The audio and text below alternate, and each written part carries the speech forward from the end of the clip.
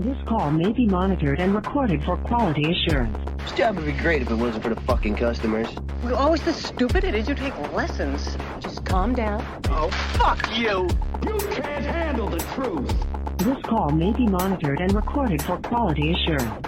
In other words, be nice, asshole. What is wrong? I was like, I'm gonna kill this fucking dog. So I'm wearing a dress like I'm wearing now, right? This dog has been, because we got these new neighbors over here, super nice, but they got two little barky dogs, right? So they're barking at each other. And then they got a new dog. So Pete is, and both sets of dogs were outside, right? So Pete is running back and forth between the holes in the fence. Because, you know, there's little grooves and stuff, like, in between the fence where the dogs can, like, poke their nose through and look at each other. So he's running back and forth all morning. Now he's all foamy and fucking slobbery. Oh, gross. This fucking dog, I open the back garage door.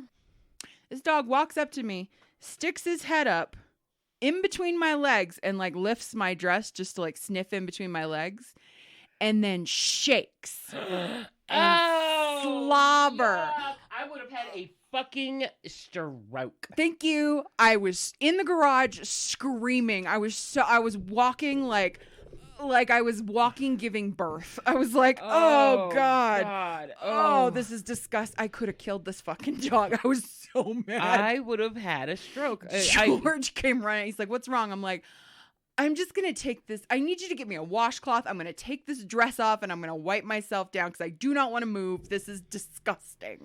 I don't want to walk. I was so mad. Like, slobber in your unmentionable area. Oh my God. Dog slobber. If it's your man's, it's one thing. It's different when it's foamy dog slobber. Oh my God. It was disgusting. There's nothing appealing or sexy about that. I was so mad. George was like, okay, I'm trying not to laugh. Like, you can laugh later. Telling you, I would have had a whole ass stroke. Oh, yeah. Because you know how I am anyways. And I would have just fell the fuck out. Oh, yeah. It was not pleasant. So welcome to another episode of Qasincucumber. I'm Lara Mack. And I'm Tanya Edwards. This is the podcast where we discuss stupid customers, coworkers, and companies alike. So I have to tell you, the other night, so my bedroom is on the top floor. Right. And I don't sleep very well. Never have, and it's just gotten worse over the years. Right. So, and especially whenever Sophia's not home, you know, because after she gets off work, she goes over to her boyfriend's house and everything else, you know, and whatever. Yeah. So I was like, okay. So I wait up for her. Normally she tries to make it in at a decent time, but, you know, she's 18 anyways. Yeah. So I keep hearing something outside. Oh, and God. I'm like, what the fuck is that? So I look out my bedroom window. I'm like, I can't see very well. So I go to my bathroom window. And my bathroom and my bedroom are they're joined. There's a door separating my bedroom from my bathroom. So I go into the bathroom. I look out the window that's in there. Right. I'm like, what the fuck is that? Is there a child? And at this time, it's like 11:30 at night. Is there a toddler, like, walking in the cul-de-sac? What the fuck? Then I catch it in the light, the street light. It has ears. It's a fucking raccoon walking on its hind legs, just terrorizing the neighborhood. Oh my God. He was walking around on his back fucking legs. So when we used to live in Grandma's house behind there, we would always see raccoons on the fence line, right? Didn't think anything of it. A couple weeks ago, David was like, hey, make sure that I got those bungee cords for the trash can because I think a cat's getting in there. So the next morning I got up and I was like, sir, it is not a cat. It is a fucking raccoon and I have named him Ricky. I thought I was going to have to call the police because I thought it was a fucking toddler. That's how big this fucking raccoon is. Jesus. That's how big. I'm telling you, there's some big ass raccoons over there. When I was driving down the street one night, me and my friend Ann were driving down the street and we were going down Shelton and it was like, I don't know, like 1 o'clock in the morning, right? I slammed on the brakes because it looked like there was a dead monkey in the middle of the road and I was going to hit it. It was because the way the fucking thing was laid out, it was like sprawled out. I was like, is that a monkey? Is that a monkey? It was a fucking raccoon. Oh my God. Those goddamn things are huge. When I lived at the Quail Lake Apartments, Oh yeah, definitely. Oh yeah. And I remember it was dark. I was just getting home and I'd gotten out of the car and I heard something kind of moving. Uh-huh. But I didn't know what it was, and it was dark, and I had to get something out of the back seat of my car. Uh-huh. I think I had like a duffel bag or something in there. So I open the back seat, and all of a sudden I hear what sounds like a dog panting, and I feel literally on the back of my thighs, right? Fur brush up against me as it's like walking past me, and it's breathing like a dog, and I jumped and I like slammed the door, and I didn't know I was like, is this a big dog? Like, what the fuck? And I ran up to the walkway that led up to my apartment where there were lights, and I was kind of looking around like, what the fuck was that? And all of a sudden, from behind one of the other cars that was parked near me, I see a big ass fucking raccoon, and I'm like, holy shit, that's what that was. And he just brushed up against the back of I was like, oh fuck. I ran inside. I was like, you are terrifying, sir. Yeah. Well, I'm telling you, like, I they're thought cute in cartoons, but in real life, those are scary animals. I thought I was going to have to call the police because I thought somebody let their toddler loose at, midnight or whatever. Because I was like, surely somebody does not have their child just wandering around. Because the lady who used to live like 2 doors down from us in this little cul-de-sac where we live, her kids, like, they would be in the house all day, and then at 8:00 at night, she'd let them loose. And especially on a Saturday night, I have to get up early in the mornings for work. Right. So, why are your kids outside screaming on their scooters at 10:30? Get their fucking asses in the house, you weirdo. So I thought maybe, somebody's child was outside when the light hit the little ears, and I was just like, oh shit, Jesus. That's a fucking raccoon. So now I've named him. Not a child. Right. So now I've named him Ricky. And I like that you name him. I named him Ricky. Like, my friend Barbara was like, you seen Ricky yet? I was like, not yet. Not today. But no, he, like, every once in a while you'll see him, like, just like going from yard to yard trying to, like, do scavenge shit. And look Yeah, for food or whatever. do Raccoon shit. I don't know. do raccoon shit. I don't know. But I was just He's like. heading to the raccoon council meeting. Right. And we have a sunroom in the back of the house. Right. And I have to show you the pictures of what I've done so far. Okay. We call it the funeral parlor. Right. Because all the colors in there are like dark blue and burgundy and tan and brown. It's so dark dreadful. and it's a sunroom, for God's sakes. Yeah. So, and it's all windows. Yeah. So Duchess sits back there and she gets really upset about the squirrels because the squirrels will be frolicking and Duchess is losing her shit. Oh, yeah. Oh, believe me. Because we're at garden level down here. Yeah. Like, Pete will jump up on the couch and look out the window, so he's eye level with the ground, and he's watching the fucking bunnies. Because there's a bunny's, like, what do you call a bunny hole? Lair or whatever. Lair? The bunny lair. Bunny lair. The bunny bat cave. I don't know. Right. No clue. But he will and they're in those like bushes and the trees and that little kidney out in our front yard, and this dog will sit and just watch them and lose his shit all day long. Duchess sits in that sunroom and she likes it too because cats like to like bask in the sun or whatever. Right. She likes that, but don't let those squirrels come out and start playing. She is so pissy with it. I mean, and I always open up the windows whenever it's nice out because all the windows open and we have screens on them and there's 2 sliding glass doors. Right. So I open them all up so that it, keeps the house cool and nice and airy. And Duchess goes from window to window to window. So David's ass one of them doesn't have anything where she can climb up to it, so she had her paws like up on the window sill part of it. David went and got a TV tray and put it next to the window so she can sit on top of the TV tray and scream at the fucking squirrels. You're like, not helping, David. Right. And then I had to ask for bird feeders so I can put them on the outside windows, right? So I put them up yesterday. And I was like, oh, maybe this is a bad idea. If she's fucked off about these squirrels, the birds. Can you imagine? She is going to tear up that whole fucking room. Oh, yeah. When the little hummingbirds or the regular birds come by, she's going to lose her shit. Like, hopefully she doesn't like tear up all my hard work that I've done to like make this a decent looking sunroom. You're like, I don't know how well this is gonna work out. Yeah, because I'm doing it in all blue, yellow, white, and silver. Ooh. Yeah. I love it. I can't wait to see. It's so pretty. We need to do a recording session at your house so I Okay. can get like a tour. Okay. Of Yeah. the house. Yeah. Whenever you want to. Yeah. So I'm gonna be out of town. So yeah, we're recording a bunch of episodes today simply because if we don't get to your emails over the next few weeks, Tanya's going on vacation. So we got a ton of emails. Right. So we're going to go through. 'Cause- But if we're not ignoring you, I swear. Yeah, it's my fault because the 27th I have to go to my godson's graduation. Right. The 28th, 29th, 30th I will be in Arizona. Mhm. And then the next week from Friday through Monday or Tuesday, Mhm. I'm going to be up in Blackhawk. Okay. So for girls' weekend, There you go.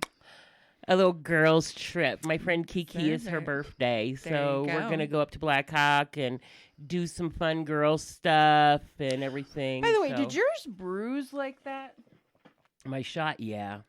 Yeah. Yeah. It was like a bump. It's like I had like a nasty lump. yellow. I had like a ew. lump. I and got a- my second shot, y'all. Yay!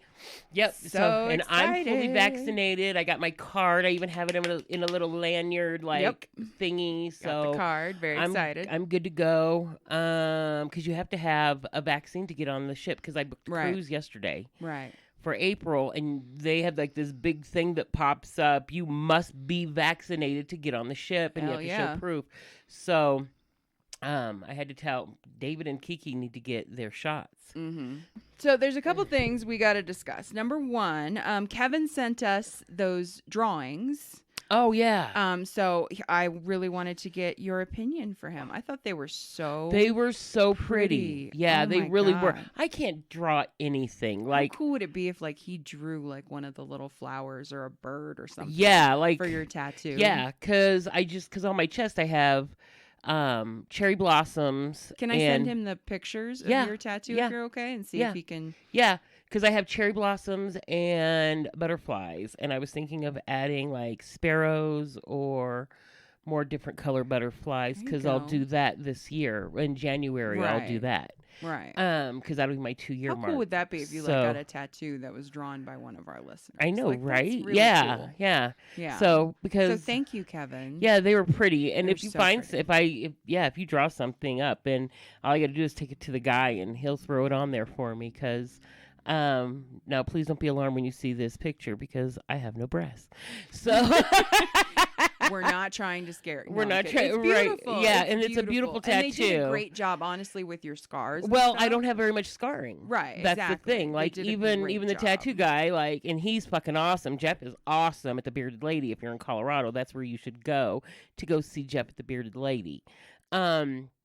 He was just like, wow, your scars are even Right. 6 months after are like The bomb. nothing. Yeah. Like because I had the She did a I had really the good I had the job. breast surgeon in the world. Yeah. She's a breast surgeon. in the- Ah, yeah. Her name is Dr. Ingrid Sharon. There you go. She's fucking awesome at UC Health. If you have breast cancer, that's the So, lady. We have to talk about our other super fan, Karen. Karen is.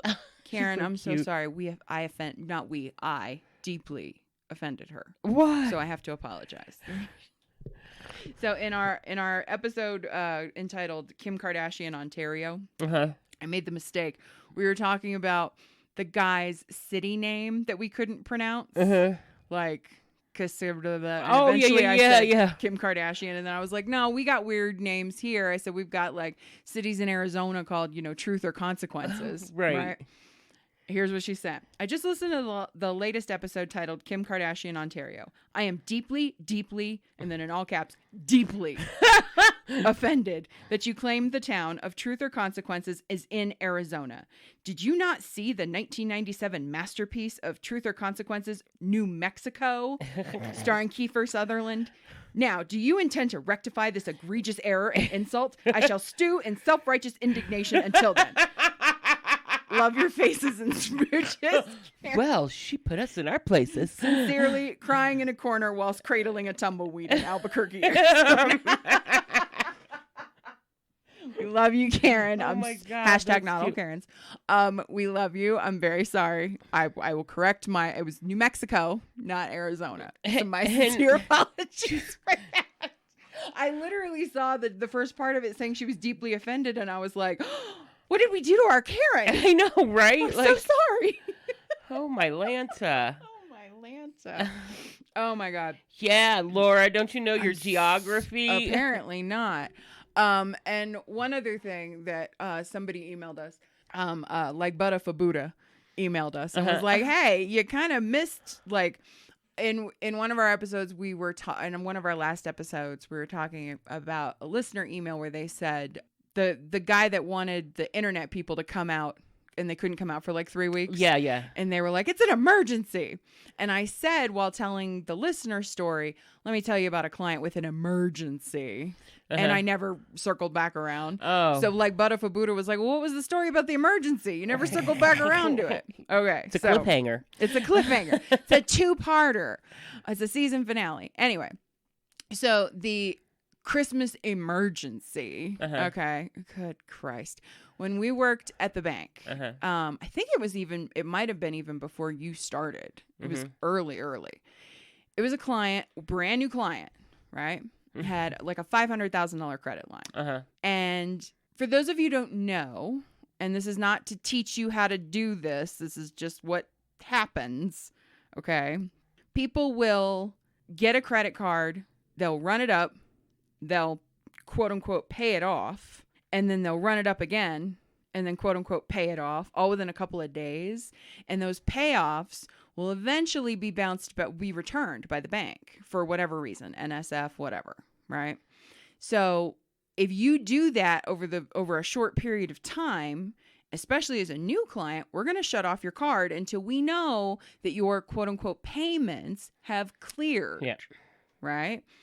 And it's a way that people will, run off. He's got a $500,000 credit line. Within a week, he ran it up and paid it off twice. That's $1 million. Right. We're going to make sure that $1 million is actually money. $1 million. Exactly. Right. That it You clears. didn't pay us in Dogecoin or something. Thank you. Like, okay. So he calls up. It's right before Christmas. It's like a week before Christmas. And he's run it up again. And he's paid it off. He's made a third payment. And he wants that credit line. And we've locked it down. We're like, nah, we need to make sure those because then we'll start putting a hold on your payments, too. Exactly. Like, okay. And he wants me to unfreeze the line. And I'm like, sir, actually, you did that with the second payment. He called up and bitched. And as a courtesy, we unlocked it. We already did it once. I was like, no, we're not doing that again. Pete, go lay down. No, we're sorry. Not happening, right? And I shit you not. He was like, you don't understand. This is a Christmas emergency. I was like, okay. And he says, I have to put fuel in my yacht. If you have enough money for a fucking yacht, I'm sure this isn't your only source of money. Sir, unless that yacht is going to take Christmas presents to orphans in the Caribbean, I would not call that a Christmas emergency, you asshat. I was like, shut the fuck up. That is not an emergency. All right? Not. So guess what? He escalates. My supervisor gave him the courtesy. Unlocked it. Guess who I got an email from 4 days later? Fraud. Right. Guess what happened? Every single one of those payments was returned. Yeah. So, I mean, guess who got in a shit ton of trouble? Not me. Right. Because we knew. We knew. We knew because as the supervisors, like even whenever we were quality, but even whenever we were on the phones, we knew fraud when we saw it. Oh yeah. We knew it. We knew how to you can sniff it out. Discern between, okay, is this really, this lady that's supposed to be 75 years old? Oh, let me tell you. Or is this really her granddaughter trying to pull the okie dokie? Exactly. Shit like that. Because, and they even would tell us that in training. They were like, you don't say the word fraud. Right. But if there's a red flag to you, and the voice and everything else, little things that they would say or do on the phone, then we could alert someone. Because, and we knew firsthand, like, these people are trying, we knew it. We knew. Absolutely. And that reminds me, we got, this email was further on down the line, but I will jump forward to it because it was pretty funny. This is from Jessa. And Jessa says, I feel embarrassed, and I hung up before I could properly apologize. So let me apologize to you ladies by proxy. Well then. Okay. She says, my debit card gets put on hold on my card every time I travel more than 50 miles. It starts to get ridiculous. Once again, it goes on hold. I travel around the state for sales, so it gets annoying. I call the credit card's number. I say, you blocked my card again. What do I have to do to convince you that I drive around the state frequently and my charges are not fraudulent? The operator says, you're based out of Missouri, correct? And I say, yes. And the operator says, were you at a fast food restaurant in San Jose, California yesterday? And I said, no. And the operator says, so maybe we weren't overreacting. I sheepishly said, yes, ma'am. And they locked my card down. Oh my God. So she did that thing that customers do where they instantly assume like it's your fault. And then she was like, okay, no. yeah. So thank you, Jessa, for acknowledging you could be a little bit nicer. Sometimes the process works the way it's supposed to. Soph's bank account got locked down for fraud because somebody tried multiple times to put a $15,000 check in her account. Ooh. And they shut her account down for fraud. Oh my. Yeah, she was really upset. She was like, am I going to go to jail? I was just like, no. Calm The check down. was made out to her. And it said Weird. payroll. They sent us a copy of it. And it said payroll on it. Oh, yeah. Somebody's trying to use her shit for fraud. Yeah. So, and now she's like signed up for like Credit Karma and everything. And she Good. keeps this girl's credit score is almost 800. Good for her. She keeps just, why did it go down 2 points? Calm And I was down. like, because you just bought an iPad through Apple and you got financed for it. Exactly. So it went down a couple of points. Because you had a credit check. Because, right. And it does. So I had to explain it to her and she was just freaking out. But Yeah. she has been like, and I told her, I was Good like, for her. yeah, I was like, wow, look at you. you. Good job. Nathan's is the same. We got him one credit card that he puts like his regular bills on. And then he pays it off every month. And now his credit score, I think he said it was like 720 now. Yeah. Which is good. Yeah. But yeah. So this one, I'll tell this one and then I'll share the story that reminded me of where this one reminded me of. Because it was pretty fucking funny. I'm sure I've told it before, but damn it was amazing. This was called No Disputing Their Stupidity. I work at a customer support line for a bank, and I say, thank you for calling blah, blah, blah, bank. How may I assist you? And the customer says, I just want to dispute this charge on my account that I don't recognize. This is not unusual. Tons of people call for this reason, which, of course, we worked in a bank, obviously. That is like one of the most common calls. I need to dispute this charge. Yeah. I say, not a problem. I have the amount and the description. And the customer says, it's for $35 and it's called NSF charge. I didn't make that. Just so y'all know. That's an insufficient funds charge. And I said, oh God. And I thought to myself, oh God, here we go. I say, okay, ma'am, that's an insufficient funds fee, which you have incurred because you didn't have enough funds available to pay for your transaction on blah, blah, blah website yesterday. And the customer says, I don't get it. I didn't make that charge. I said, you didn't make the charge on the website? And the customer said, no, I did, but I didn't make that NFS or whatever it's called. And I say, it's a fee that you received because you couldn't pay for that item. And the customer says, but my account isn't supposed to overdraft. And I said, right, it didn't, which is why you received the fee. And the customer says, I've never gotten this charge before. I said, correct. This is your first insufficient funds fee because you've always had the funds to pay for your purchases in the past. And the customer says, but I've never had one. When did you guys start that? And I said, we've always charged that fee. Every bank has always charged that fee. That fee, I hate to break it to you. Yeah. And the customer laughs and says condescendingly, no, you haven't. I said, I'm pretty sure we have. Every bank has this fee. And the customer says, can you refund it? And I say, unfortunately, because it's a legitimate charge that caused the fee, we can't refund it. And the customer says, but I've never had one before. And I say, and that's because you've always had the available funds to cover any purchase.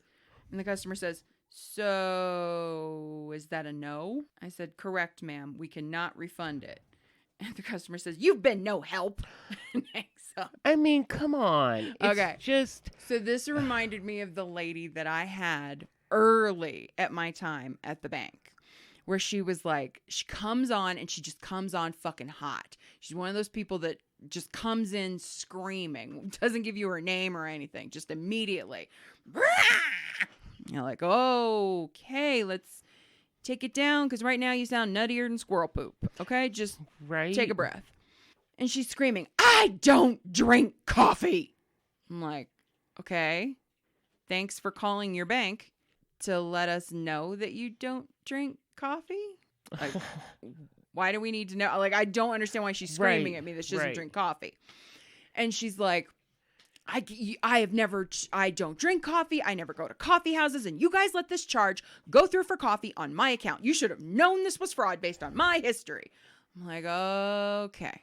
I'm looking through her account. I'm looking for a Mountain Mud, a Starbucks, a Dutch Brothers, a something, anything. And I don't see any charges for any sort of coffee house. So I don't know what she's talking about. Right. But she won't let me get a word in edgewise because she's just screaming. I'm like, okay. Finally, I'm like, ma'am, I need you to calm the fuck down. Like, I didn't say the fuck, but. Right. But I'm just like, I need you to tell me the date and the amount and the location or the business was charged, because I don't see anything. I don't know what you're talking about. She's like, it's right there on the 15th. $25 latte fe. You dumbass bitch. I swear to God. People are fucking stupid. Ma'am, that's a late fee. There was like this long pause and then click. It was really latte me. fe. It amazes me how stupid people are and they can't pronounce anything. Mm-hmm. I have somebody who she takes calls for a restaurant that serves Mexican food. And one of the items is called carnitas, right? Mm-hmm. Carnitas, we know pulled pork. Right. This bitch calls it Karenitis. Oh, Jesus. Did you want those Karenitas or did you want the barbecua? I used to have an agent at the cell phone company who I was doing a side-by-side with her, and she was like, hi, Mr. Jimenez. I was like, oh, my God. Right. I have to tell this girl all the time, like. My favorite was the kid at the bank who saw the last name Schultz, which is a very common last name, but he saw it and went, is Mr. Skull Tits there? Skull Tits. I was like, sir. That kills me. Skull Tits. I was like, have you never read Charlie Brown? Like, hello? Have you? He was like, no. Skull Tits. God, Mr. Skull Tits. There's not even an I, you idiot. Thank you. Yeah, the shit kills me. Shit kills me. Like the pronunciation. Oh, yeah, yeah. God. We have some locations in Ypsilanti, right? Mm-hmm. But you know, Ypsilanti is spelled with a Y. Right. I had to send out the phonetic pronunciation to an entire team of like 400 people the other day. Like, here's how you say it. Hey guys, I know we're having some issues saying Ypsilanti, but here's how you say it. Yeah. And I put the little Google audio file on there so they could listen to it, and then the IPS just because everybody was just like saying it different. Right. Yapalsti? What is, I don't, Tanya, help. What is this called? My favorite was one of the calls I listened to at the bank where he was like, and the agent was like, okay, so we have the Bank of Arkansas. I'm like, Arkansas. Right. Have you fucking. It's a state. Illiterate ass sea monkeys never. Like, I get pronouncing things incorrectly sometimes. Like, Right. I try not to judge that, but some things like Arkansas. I'm like, really? Have you never seen the word Arkansas? Right. Come on. You didn't go through elementary school and come on. Right. Come right, on. Work right. with me. No, I don't understand it at all. Yeah. At all. I guess because we read a lot, right? Right. If something, like, I'll look up something to find out, like, Mm-hmm. how to pronounce it. Right. Some people only use the internet to, I guess, look up cartoons and porn. I don't know. Yeah. So it just baffles my brain that you can't pronounce simple things. Yeah.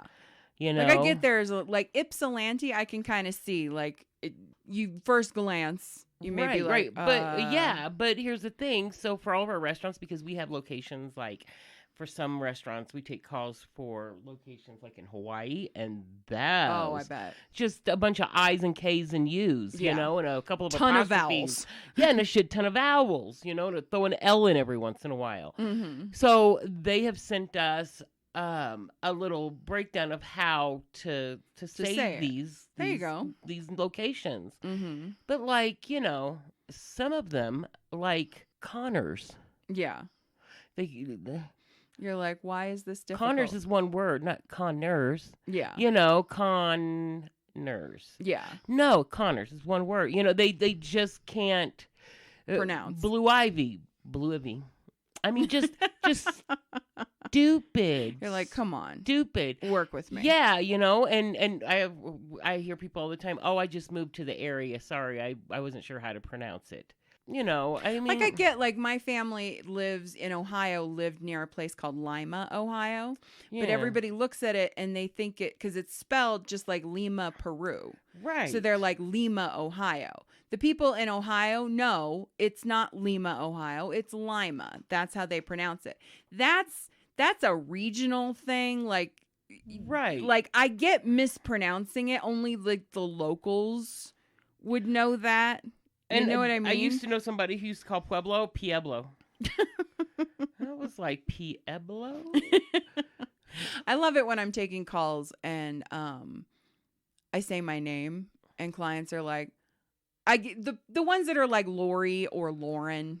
Yeah. Okay, fine, whatever. Those are understandable. But the one that I get all the time is Barbara. They think I'm like, hi, my name is Lara. And they're like, hi, Barbara. I'm like, So- nope, get this shit. We refinanced the house the other day. Uh-huh. When we bought the house, we were married, but I hadn't changed my last name yet. Because if you remember, we got married on paper, so we could buy Yeah. the house, and then we got married in Jamaica later. Okay, fine. Well, my maiden name was still on the original loan, but now, obviously, my name has changed. Right. So, you know how many documents you have to sign when you fucking do a mortgage or a refinance? It's a lot, right? I shit you not. Every single time I had to sign my name, I had to sign and write out Lara Mack, who acquired title as Lara, and then my maiden name. I had to write out who acquired title. So every single page I had to sign, I had to write that out. God. Lara Mack, who acquired title as Lara, blah, blah. I was like, are you kidding me?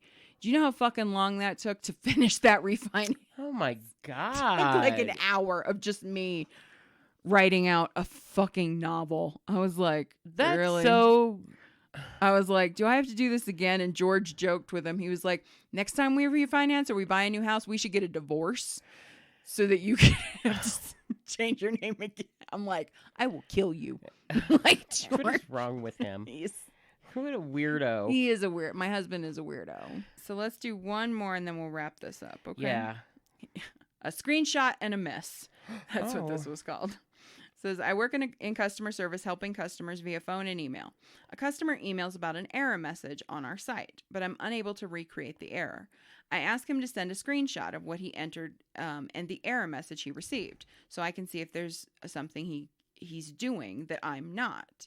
I never receive a reply from him and just assume that he figured out the issue and managed to get his order placed. Fast forward about a week later when I receive an envelope on my desk. Upon opening it, I find a physical I printout hate people. of the main screen Fucking hate it showing here. the error. since I've specified that people should email me the screenshot rather than sending it to me in the physical mail. So I tell my agents all the time whenever they get an error, hey, can you send me a screenshot of it? Oh my God. I don't know how many times I've gotten, and this is a huge PCI violation, right? Mm-hmm. Because call centers, you can't have your cell phone out, right? even if you're working from home. Mm-hmm. So I don't know how many times I've had to like put people on corrective action because They send you a picture. They send me a fucking picture that they took with their phone. First off, not what I said to do. Right. Second of all, PCI. Thank you. I don't know what else I need to tell you. Like, what? You're like, hello.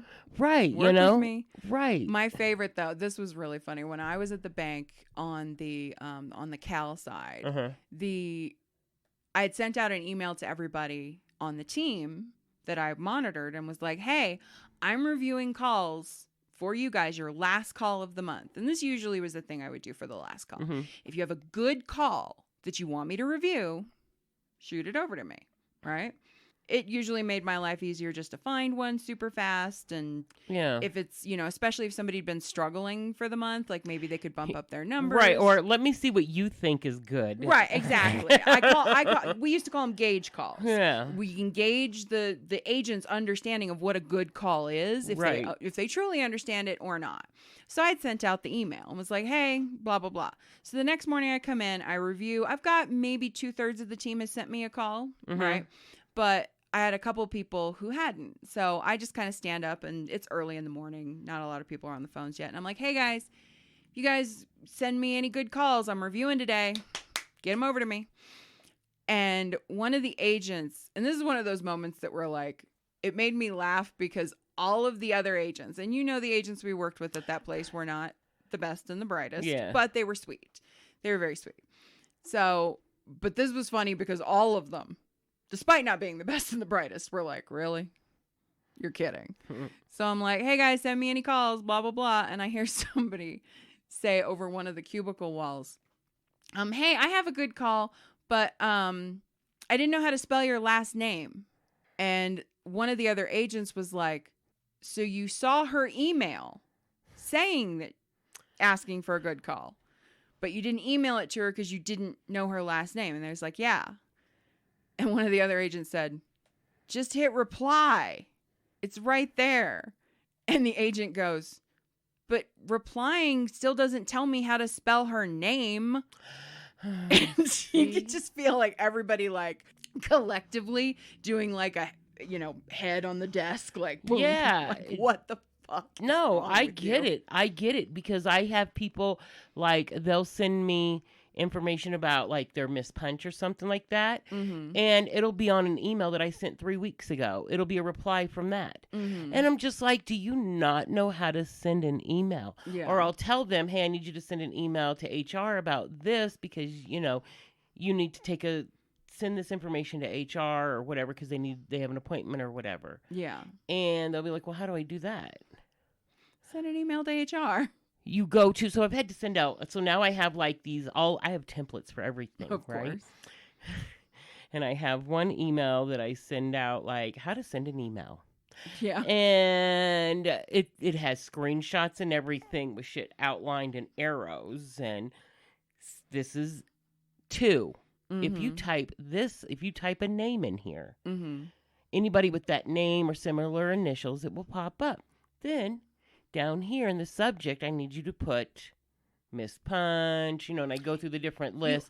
And then in here, I want you to do this. Now, if you're sending me a picture of something, here's what you're going to do. Right. Please see the email that I sent previously on how to take a screenshot. And, I have to send these out once a month to my entire team. You really think, like, when they ask you in interviews, like, are you familiar with, Excel and Outlook and stuff like, you really think that's a stupid question until you actually start working with other people and you realize, no, it's not. So I do interviews, right? Right. And one of the questions that we have to ask is, how would you say your ability to use and navigate through technology is? Would you say that you're basic, intermediate, or advanced, and why? Most of the time, I get all the fucking geniuses. We got a goddamn, shitload of Sheldons working on our team, right? Sheldon. So they'll say, "Oh, I'm advanced and da da da da da," and I'm like, "Okay." So what I do is I have a few follow-up questions that I ask. So if I ask you to clear your cookies and restart your computer, how would you go about doing that? Well, I don't really do that on my phone, so I'm asking you on a computer. Yeah. Not a phone. Yeah. Well, okay.